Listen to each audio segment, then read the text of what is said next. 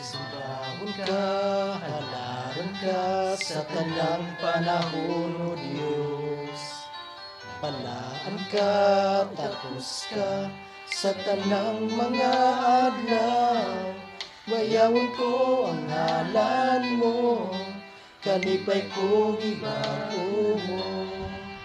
Pinitik ning lughan ko, ihalad ko kanimo.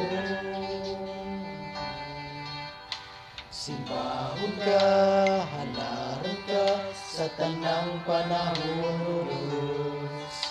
Balaan ka, ug tapos ka sa tanang mga adlaw. Bayawon ko ang ngalan mo, kalipay ko gibago mo. Pinitik ning dughan ko, ihalad ko kanimo. Jesus, paglaom ka,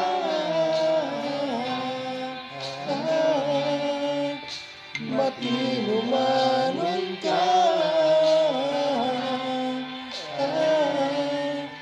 tuburan sa kinabuhi, O Diyos.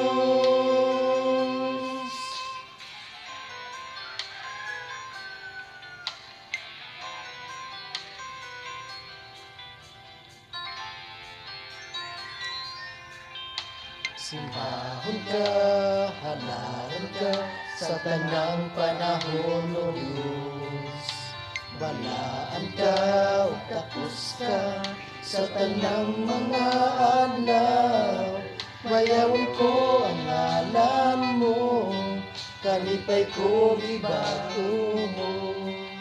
Pinitik ning lughan ko, ihalad ko kanimo.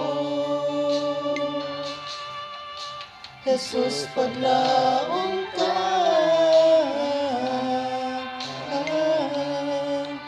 matinumanon ka, tuburan sa kinabuhi, O Diyos, paglaom ka,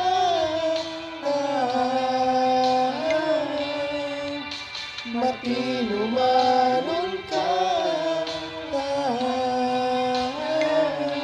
tuburan sa kinabuhi, O Diyos. Praise God, mga igsoon. So ang among bersikulo na makita sa Juan 4:24. Ang Dios Espiritu ug kadtong magsimba kaniya kinahanglang magsimba diha sa Espiritu ug sa kamatuoran. So isip mga Kristohanon, gikinahanglan nato nga magsimba ta sa Ginoo sa tibok natong hunahuna, sa tibok natong kusog, kay siya man ang naghatag niini. So kita usab magsimba diha kaniya diha sa espiritu ug sa kamatuoran. So kay bawta nga ang atong Dios tinuod nga Dios, angayan siya sa tanang pasalamat kay ang tanan dinis kalibutan iyahaman atong kinabuhi, tanan niya naa kanato iyahaman.